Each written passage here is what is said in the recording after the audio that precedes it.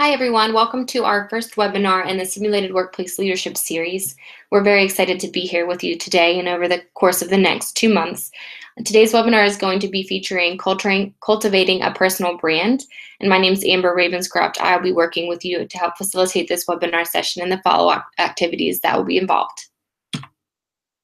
So who am I? My name is Amber Ravenscroft. I am the Manager of Innovation for the Adventure Group. And what that means is in that position, I help develop a variety of programs related to youth leadership, technology integration, and entrepreneurship education. I love my job. I'm excited to be here with you today, and I'm very excited to speak a little bit towards the personal brand that I have cultivated over the years that have led me to this position.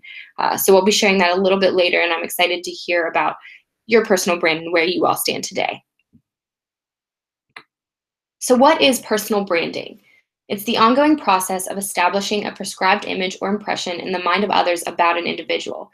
So basically, if you ask your friend and you say, what do you think of when you hear my name? That first thought in their mind is your personal brand. It's what happens when you Google search your own name. That is your personal brand online. It's what happens whenever you present yourself in a meeting and the first image or the first thoughts that happen when you introduce yourself, that's your personal brand, how you portray yourself on a personal level. So why are we talking about this in terms of high school students? That's so important, especially if you're pursuing higher education or going directly into the workforce upon graduation. It's important to be aware of what sets you apart and where you want to go and how your personal brand is currently portrayed. So these statistics, we came across them in one of our references for this webinar and found them very interesting. 200,000 high school seniors graduated with a 4.0 GPA or higher. And 200 plus Harvard applicants with a perfect 2400 SAT score were rejected. We're probably like, wow, that's kind of crazy considering how many people with a perfect SAT score were rejected. This goes back to personal brand. And if you're sitting in an interview or you have a resume that you've sent for a college application and you say your highlight of that is, I had a 4.0 GPA or I had a great SAT score.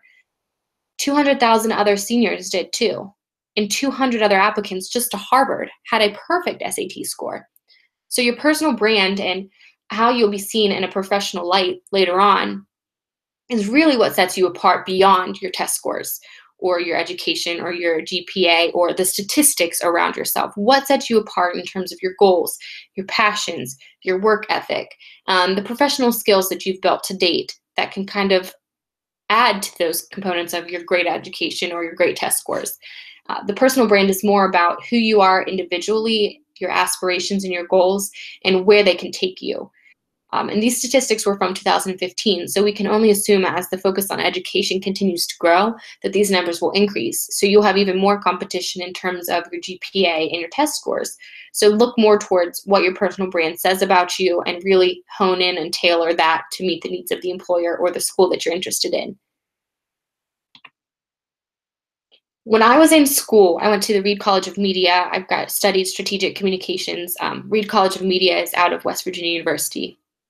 We had a class, it was my junior year, and it was on product marketing. And we were supposed to be able to sell an idea or sell a product by the end of the semester. And our professor, the first day we got in there, he said, if you can't sell yourself, how can you sell anything? And so for the rest of the semester, the entire duration of the project that we were selling and the product that we were selling, we sold ourselves. So we developed a pitch for ourselves. We developed our unique selling proposition, which we'll talk about a little bit later. But the entire basis of the class itself was on professional development and developing a personal brand for not a product, but ourselves. And I always like to encourage students to think about this quote whenever we discuss personal branding, because it's so important in terms of meeting with in an interview or meeting with individuals just on your own one-to-one basis. If you can't sell yourself and you can't tell a person why you are the right person for the job or why they should even want to be around you, how can you sell anything else? So this is so important. We always talk about it in personal branding. It's one of my favorite quotes, and it's a quote that will stand by me and stand with me for the rest of my professional career as I am introduced to new opportunities and I approach new programs with this kind of mindset. So in addition to the statistics and the quote we just talked about, why should you care on just a very basic level about your own personal brand and how to develop it? And the answer is simply you already have one. Anything that has been put out there to date, whether it be online, in person, through your relationships, you have already established a certain personal brand for yourself. And thinking about where you want that to go and where it already is so important in making sure that as you graduate high school and you enter the workforce or higher education, that you know how to direct your image. That first bullet there. Directing your image simply means if you have kind of a negative image through your personal media or personal social media or anything of that nature, directing your image is kind of reinforcing and tailoring your image to meet the needs that you want it to portray. So being aware of what already exists and knowing how to kind of direct that into a different route for your professional and personal brand. Second is to establish your experience. As simulated workplace students, you already have a huge advantage on traditional high school students in that you do have a kind of corporate and company knowledge and experience. So you'll really want to showcase that as you develop your own personal brand for the future growth of your education or your workforce or your career. You really want to establish your experience started in high school, and it started in your junior and senior years, and you worked in an environment that many students wait until they're 25 to get into. So you already have that experience. You really just want to showcase that in your own personal brand. Showing your passions. This is very important. Personal branding is not just about what you've done and where you want to go, but it's very much of why you want to get there and what you're passionate about that has helped you set those goals. So really showcasing what you care about and how your expertise has aligned with that is very important. Getting ahead of the curve. I mentioned this a little bit in that second bullet there, but you already are ahead of the curve if you're even discussing this at the high school level. When I was a junior or a senior in high school, I had no clue what a personal brand was. And I think that had I have thought a little bit more about where my passions were and what was presented about me, it would have benefited me greatly when I did decide to go to college. So getting ahead of the curve, just being aware of what is out there about you and knowing how to kind of direct your image in a professional manner is super important in terms of your professional growth. So I will task you now to take a few seconds. I'm going to give you a minute or so as you're watching this. Pull up Microsoft Word. Type down a few things that you're passionate about. Jot it down on the notes in your notebook next to you. Or even pull out the notes on your phone and jot it down in there. Write down things that you're passionate about now and continue to update that list as you grow. Making sure that you're aware of this is so important in encouraging your personal mission statement to continue to evolve as you evolve. So go ahead and take a few minutes to do that.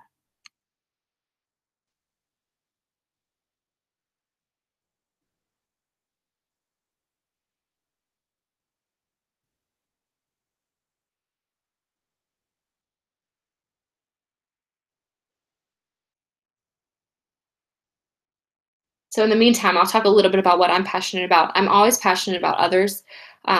We do this activity with our youth leadership program sometimes where we have them identify their core values. And one of my values is always empathy. I really like to think about things from other people's perspective and really put myself in their shoes. So one of my core values and one of the things I'm passionate about is developing programs with the end audience in mind and being empathetic to their needs and the situation that they're currently in. Additionally, I'm also very passionate about technology and change and making sure that education environments are really keeping up to date and serving the needs of their students. Additionally, I'm also really passionate about entrepreneurship and providing opportunities for students to explore a career of their own making. So those are the kinds of the three things that really have inspired me to create the programming that I work for at the Adventure Group. And I'm very encouraged every day to go into this career because I have found a career that aligns with my personal brand and what I'm passionate about. And so working on identifying what you are passionate about, creating a personal brand that aligns with that, and then seeking out a company or a higher education that aligns with that is important in encouraging your personal growth throughout your professional growth as well. So now that we talked a little bit about your passions, you outlined those, you had a few seconds to kind of think about, brainstorm a couple of them. We really want to talk about the next steps in developing your brand. And these are just a few minor things that you can do today to help think about where you are at a certain level and how to get to the next level. And I encourage you, beyond just this webinar, to look into resources on personal brand development. There are plenty of opportunities to, even if you just Google it, to look for a couple articles that help encourage your growth even beyond high school once you get into college and you get into a company environment. So definitely look into always remaining teachable and learning and futuring your growth. So the first thing we want to talk about is performing a self-audit. And basically, this is identifying what your current brand is as you present yourself today. And this can be, I also often encourage students to think about the tiers. How do you present yourself to your family? How do you present yourself to your friends? How do you present yourself in school? And then think about if those are consistent. If they are, that's great. If they're not, think about ways that you can kind of get them back to a consistent brand for yourself. If you are acting in front of your friends in a way that you wouldn't act in front of your family or your teachers, chances are that sometimes that overlap can happen and your personal brand could take a hit as a result of that. I'll give you an example. Last year, there was a group of about 8 Harvard students. They had already been accepted. They were going to be incoming freshmen.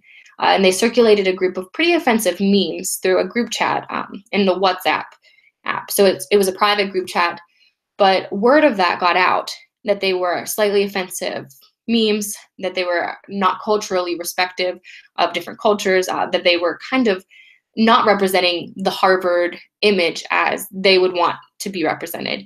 And so they all lost their acceptance into Harvard. And that was just with how they portrayed themselves personally with their friends. So it's very important to think about, are you being consistent with your personal brand throughout your different layers of life? And if you aren't, how to get back on track with that. Some things to think about in terms of doing a self-audit and performing a self-audit on your personal brand is, what does your social media say about you? This is so important in that you cannot get rid of your digital footprint. You may think that you can, but it is always there, and at times it will be pulled back and it'll come back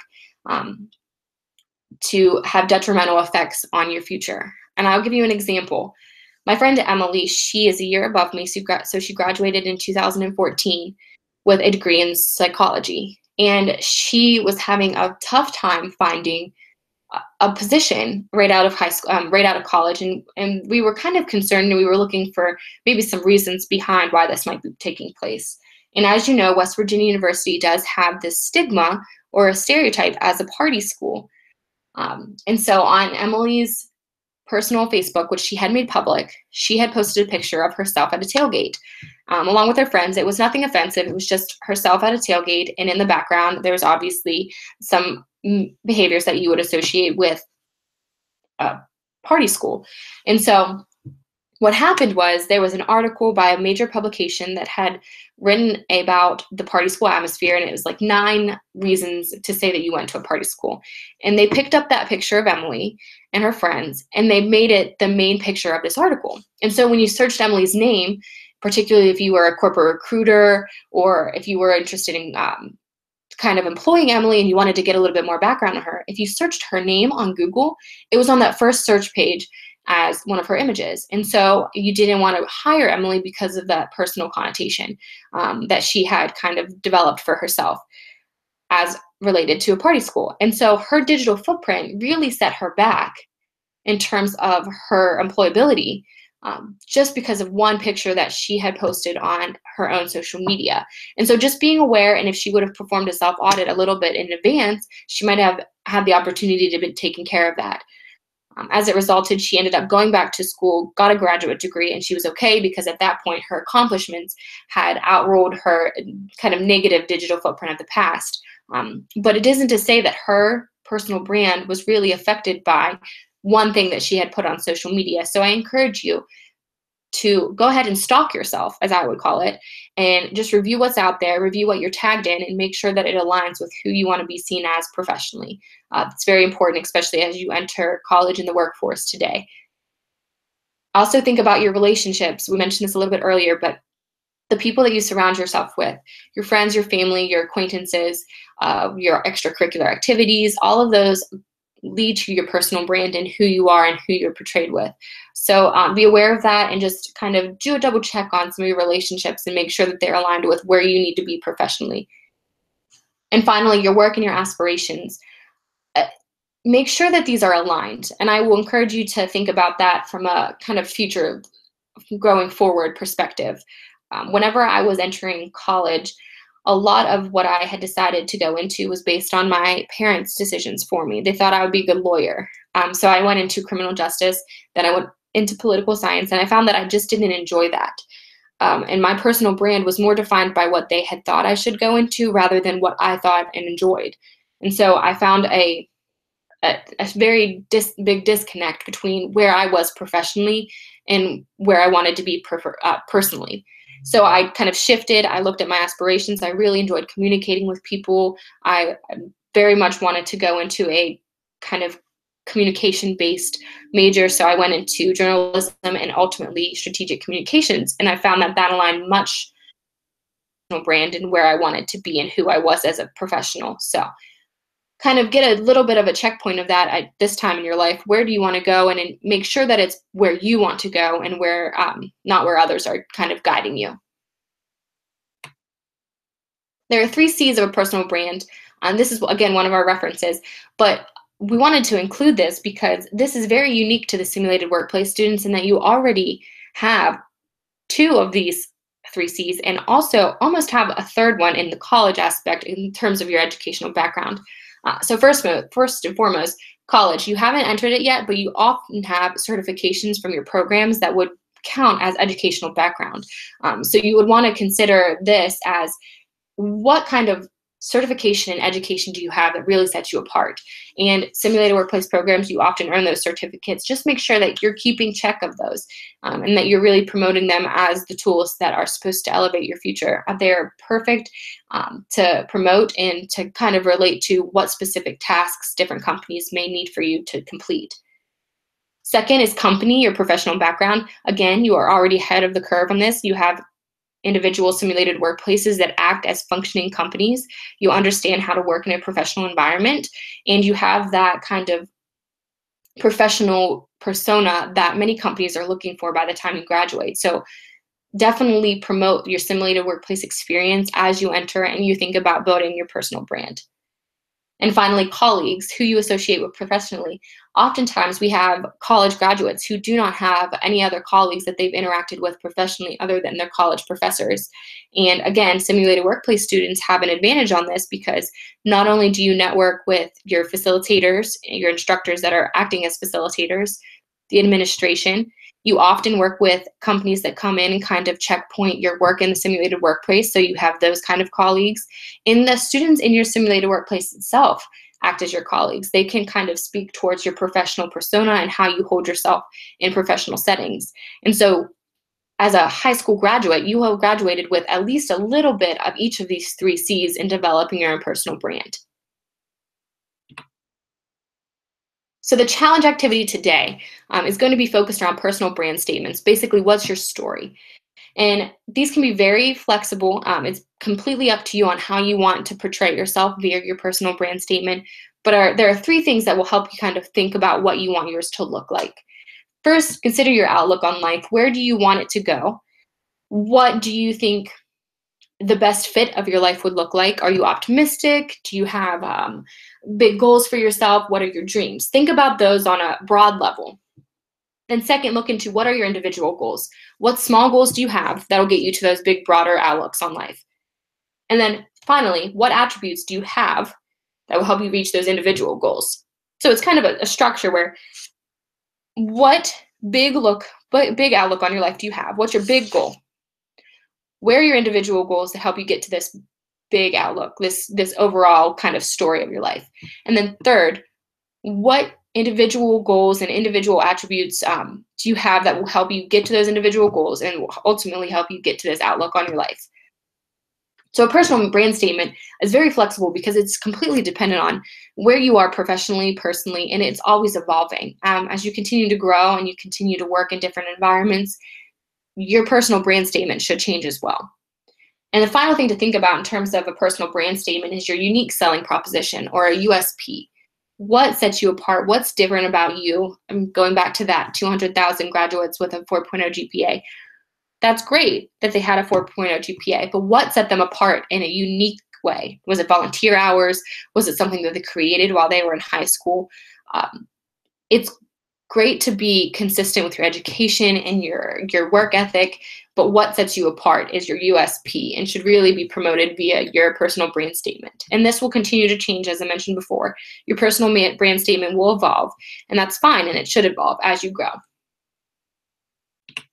So here's an example. We really enjoyed using this one for the Adventure Group one because we are a woman-owned small company and a woman-owned nonprofit.